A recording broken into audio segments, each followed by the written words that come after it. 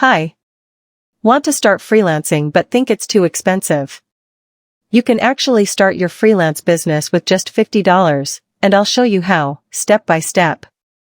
Start by choosing a skill you already know, like writing, designing, or video editing. If you don't have one yet, learn from free YouTube tutorials. Use free tools like Wix or WordPress to make a basic portfolio website. Buy a domain name, it costs around $10. That's it. Just show who you are, what you do, and how to contact you.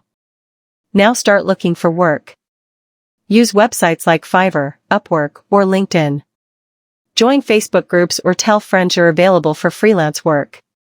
Once you earn money, use it to upgrade tools or learn more. That's it. You can start freelancing today with just $50. Like and subscribe if you found this helpful, and comment if you want a follow-up.